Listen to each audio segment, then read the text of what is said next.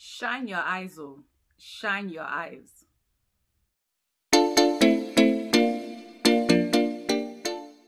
Hello and welcome to my channel. This is a Joy from She Speaks Too. Make sure you like, make sure you comment, make sure you share, and make sure you subscribe. So I've said many times on this channel that I want to keep it positive. I want to highlight the good things that are happening in Liberia. I want to expose Liberia to the world. I want the Liberians who live abroad to look at Liberia as a place worth visiting. I want people to be able to watch my vlogs, and if they have questions, kind of get some answers to the questions that they have, and they could even email me if they have, further questions. But there are some things that we have to talk about. We have to talk about safety and security. So I'm going to be talking about a scary experience that I had in Liberia. It's one of many. A scary experience, and I only thought about sharing this after coming back to the US and talking to my family members about some of my experiences. And I said, you know what, this is worth sharing so someone else, it may help someone else, it may open your eyes, it may keep someone else safe. So I'm going to talk about some safety measures that you should take while being in Liberia, and then I'm going to talk about my story. So the first thing you should do is always be aware of your surroundings. So there is a recommendation for tourists and people who aren't familiar with the area to stay away from public beaches. Number one, I found out the hard way, public beaches are used as the neighborhood bathrooms. Ew. And number two, there are no security measures in place. You're on your own. Definitely don't go to a public beach. If you're brave enough to go, don't go at night. Be aware of your surroundings. We went to Waterside and to go shopping, and we were targeted. There was a group of about 4 boys, teenagers or early 20s, who decided to start following us. Each vendor we went to, they followed us, and they just stood around us as we were paying. So they had, we looked different, so they decided to follow us around. We were targeted. It was very uncomfortable. I didn't know what would happen. So just be aware of your surroundings. Pay attention to things like that. Number two, you come and stay with your family members. This is your auntie who you love. You got your cousins in the house. You're very comfortable. You're coming from abroad. Lock your stuff up. Lock your stuff up, because the economy is so hard. People are in desperate situations. When people are in desperate situations, it makes them do desperate things. Your childhood friend that you haven't seen since Joseph Jenkins Roberts' days, you want to trust them. You want to be around them, but you have to be careful, like I said, because, and I'm not saying that everyone in Liberia steals, definitely not saying that, but I'm saying that because the economic situation is so, it's hard for people, and when people are desperate, they do desperate things. Make sure if it's something that you can't afford to lose, take it with you or lock it up. Don't feel so free that you're just leaving things around, because they will go missing. And like I said, I'm not saying the whole country of Liberia steals, but I'm sure we all have stories of things that have come up missing that we can't account for. We don't want to accuse someone of taking. So lock it up.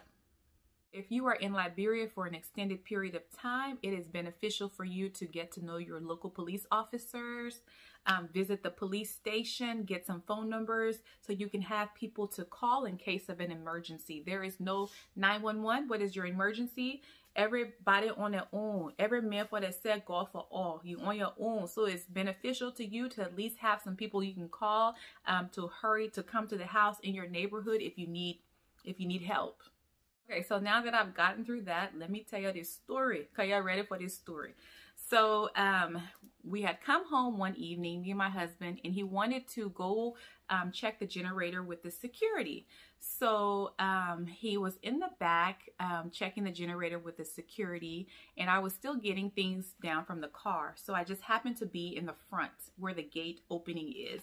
So I heard boom, boom, boom, boom, boom, boom, boom, boom, boom. So somebody was knocking on the gate. So I was like, okay, so the security and my husband, they're in the back. I'm not going to open the gate, but we do have a peephole.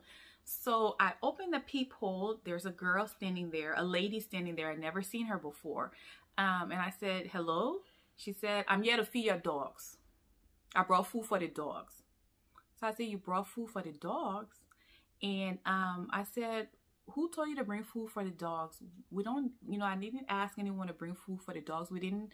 who are you? So she said, I work at Red Lad and I bring you food for the dogs. And then she did like this, like she was looking at someone.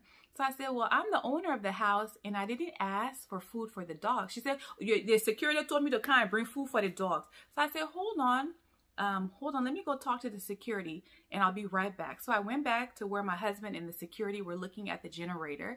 And I asked him, I said, did you have someone or tell someone to bring food for the dogs? Because I feed my dogs every day. When we cook, we take out food for the dog. In fact, I got one security that can be cussing my dog, telling my dog, say, look at your stupid set and your friend are eating from dumpa every day, you're eating chicken. So that's how good my dogs eat. They eat so good that the security can be cussing them. So I wouldn't have asked anyone to bring food for the dogs. So I asked him, I said, did you tell someone to bring food? And he said, no. So I went back to the gate, opened the peephole, she was gone. So that was very strange. It was very unsettling. So my cousin lives in the neighborhood. I said, you know what? Let me give this girl the benefit of the doubt. Maybe she came to the wrong place. Maybe she was supposed to go somewhere else, or maybe, you know, she just got the wrong house. I called my cousin. I said, you know, would you have someone coming to maybe you send food for my dogs too? Maybe you bought food and you sent food for my dogs. She said, no, nobody, I didn't buy no food for anybody's dog. So I said, okay. So the only other thing for me to do is to ask the day security and see maybe he arranged for someone to bring food for the dog, which would be strange within itself. Like I said, I feed my dogs and they're not supposed to open the gate for anyone. So as I was telling my housekeeper this, I was telling the security, I said, y'all gotta be careful. I was like, why would someone want to feed my dogs? You know, a part of me was like, well, that's nice. The American part of me said, well, that's nice. You know, community dog feeding program. That's really nice. But then the other part of me was like, that is so unsettling. That is so strange. And the fact that she didn't wait for me to come back. So to clarify, she was gone. And like I said, when I was talking to her, she was doing like this, like maybe somebody else was waiting. So I was talking to my housekeeper and she said, no, she said that's how they poison dogs, so that when they're trying to break in or they're coming at night, the dogs aren't barking because they've poisoned them. She said what they do is they get bread, they put sardine in the bread, and then they put the poison in the bread, feed it to the dogs. The dogs die very quickly, and then they're able to come back at night and break in. They time it. They know when they fed the dogs, when they gave it to the dogs. So that put me on high alert. I did not sleep good that night. And so that morning I woke up, the morning security was there. I asked him, I said, did you call anyone or talk to anyone about feeding the dogs? And he said no. He said no. So that made me even more scared. So, you know, we had to talk to them to be careful, not to open the gate for anyone. Okay, so I'm only 95% sure, which is a high percentage, sure that she was trying to poison my dogs. And even if she wasn't trying to poison my dogs, whatever her intentions were not good, because I can feel it through my encounter with her that she did not have good intentions. She was nervous. She was looking to the side. And I am glad that I was the one that opened the peephole, because for a second she had me confused. Like I was thinking, like, did I pay for dog food or pay someone to bring dog food for my dogs and I just don't remember? So if the security had opened that, she could have convinced them and said, oh, your boss lady told me to bring food for the dog. Yeah, I just bringing it. So that she could have convinced them. So I am happy that my husband and the security just happened to be in the back and I happened to be the one to open the peephole. So that is my story about how the dogs were almost poisoned. So these are little things I never would have thought about. I was wondering, why would someone bring food for my dogs? You know, I was just stuck on that part. I never would have thought about the fact that someone could be trying to poison the dogs in order for them not to bark, to make it easier to, you know, do something bad. Like, I don't try to claim fear. I don't, you know, I'm not trying to instill fear in anyone or claim fear, because I try to move that out of my vibrations. But I just want to make you aware that when you come to Liberia, I want you to enjoy yourself, but I also want you to think about your safety. It's a fun place, but it can also be because of desperation, the state of the economy, people's living conditions. It can make them do desperate things. Once again, not saying the whole country steals, but you just need to be aware of your surroundings. So I hope you enjoyed this video. Make sure you like, make sure you comment, make sure you subscribe. This is Joy from She Speaks Too, and I will see you later.